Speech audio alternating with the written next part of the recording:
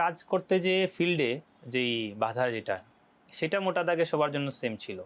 এবং আমার পার্সোনাল অভিজ্ঞতা থেকে যদি আমি বলি যে আমরা কাজ করতে আসলে তো ওই সময় মাঠে 3টা ফোর্স ছিল। 3টা বলতে আমি যদি মোটা দাগে বলি, আন্দোলনকারীরা, তারপরে হচ্ছে পুলিশ এবং ল এনফোর্সিং এজেন্সির অন্যান্য যে বাহিনী, আর হচ্ছে সরকারের দলীয় যে বাহিনীটা ছিল, ছাত্রলীগ, যুবলীগ, তাদের যে একটা, এই 3টা মূলত গ্রুপ ছিল।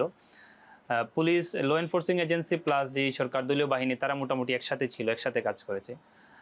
আর অন্যদিকে ছিল আন্দোলনকারীরা। কিন্তু এই দুইটা পক্ষই আমরা কোনো না কোনো কারণে দেখতে পেয়েছি যে সাংবাদিকদেরকে আসলে টার্গেট করা হয়েছে। আমরা দেখতে পেয়েছি এখানে 6 থেকে 7 জনের মতো সাংবাদিক আমাদের নিহত হয়েছেন এই আন্দোলনে। তো এই যে সাংবাদিকদের প্রতি যে এক ধরনের মানুষের ক্রোধ, এটা কিন্তু মানে শুধু যে ছাত্রদের পক্ষ থেকে তা ছিল না, এটা এদিকে আপনার ওই আইন শৃঙ্খলা বাহিনী এবং সরকার দলীয় যে বাহিনীগুলো, তাদের দিক থেকেও ছিল এই থ্রেটটা আমাদের প্রতি ছিল।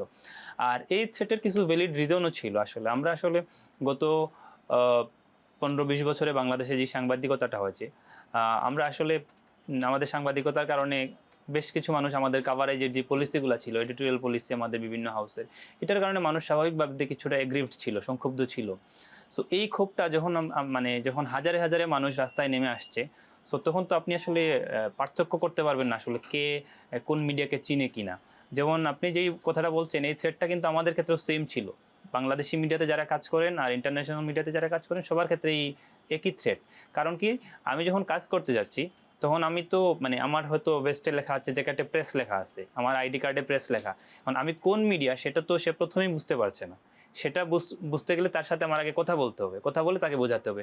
তার আগেই যদি কেউ আমাকে অ্যাটাক করে বসে, এটা কিন্তু মব কিভাবে কাজ করে আপনি জানেন, বা সাধারণত এই ধরনের ক্ষেত্রে প্রোটেস্টাররা কিভাবে কাজ করে। একবার যদি কারো উপর অ্যাটাক শুরু হয়, সাথে সাথে কিন্তু বাকিরাও এসে এখানে মানে জড়িত হয়ে যান, অংশ নেন। তো এই ইয়েটা আমাদের ছিল। আমি নিজে হচ্ছে মিনিমাম 3বার এটা আমাদেরকে চেস করা হয়েছে। একবার হচ্ছে আমরা রামপুরায়, ইস্ট ওয়েস্ট ইউনিভার্সিটির যে রামপুরার ব্রিজের এখানে, এটা খুব সম্ভবত ইন্টারনেট শাটডাউনের প্রথম দিন ছিল, যেদিন বিটিভি ভবনে আগুন দেওয়া হয়। এই দিনও আমরা এখানে যে আমরা ধাওয়া খেয়ে ফিরে আসতে হয়েছে, আমরা খুব একটা কাজ করতে পারি নাই। একই দিনে আমরা যখন মিরপুর 10-এ গেলাম, ওখানে আমরা যখন তখন ক্লাস চলতেছিল, পুলিশ এবং ছাত্রলীগ একদিকে আর অন্যদিকে হচ্ছে ছাত্ররা। তো আমরা ছাত্রদের এই যেই গ্রুপটা, তাদের ভিতর দিয়ে আমরা যখন যাচ্ছিলাম, তখন তারা আমাদেরকে এক ধরনের অ্যাপ্রোচ করার চেষ্টা করে যে আমরা কোন মিডিয়া এবং আমরা কেন ঠিকঠাক মতো নিউজ দিচ্ছি না। এটা ওভারঅল সবার প্রতি সেম ছিল আর কি। তারপরে আমরা যখন আমরা একটু সেফটির স্বার্থে আমাদের পলিসি আমরা এটা মেনটেন করি, আমরা যে প্রোটোকলটা সেফটির জন্য, যে আমরা পুলিশ যেদিকে সেই দিকে চলে যাওয়ার চেষ্টা করি মারামারির সময়। তো যখন আমরা পুলিশের দিকে গেলাম, তখন দেখা গেল যে পুলিশের সাথে যেই ছাত্রলীগ যুবলীগের যেই গ্রুপটা আছে, তাদের হাতে অস্ত্র ছিল। মিরপুর 10-এ, মিরপুর 10 না, এটা মিরপুর 2-এর থানার সামনে। তো তারা এসে আবার আমাদেরকে হুমকি ধুমকি দিয়ে আমাদেরকে মানে ধাক্কাইয়া দিয়ে আমাদেরকে ওই জায়গা থেকে সরাইয়া দেয়।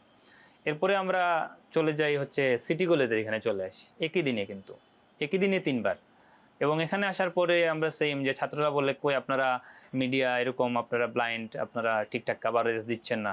সো এই কথা বলার পরে দেখা গেল অপর দিক থেকে যখন পুলিশ টিয়ারশেল মারছে, তখন ছাত্ররা কাউকে না পেয়ে আশপাশে মিডিয়াকে যখন সামনে পাচ্ছে, তখন মিডিয়াকে তারা চেস করতেছে। আবার আমরা যখন ওইদিকে যাচ্ছি, তখন পুলিশ বলতেছে এইদিকে কি, ওইদিকে ছাত্ররা, সন্ত্রাসীরা, ওরা আমাদের প্রতি ইট পাটকেল নিক্ষেপ করতেছে। ওই সময় তো ছাত্রদেরকে অনেক পুলিশ এবং অন্যান্য মিডিয়াও কেউ কেউ সন্ত্রাসী বলার চেষ্টা করেছে। সো এই থ্রেটটা আসলে আমাদের জন্য ছিল, সবার, আমাদের যারা লোকাল মিডিয়াতে যারা কাজ করেন, আমাদের প্রতিও সেম থ্রেটই ছিল।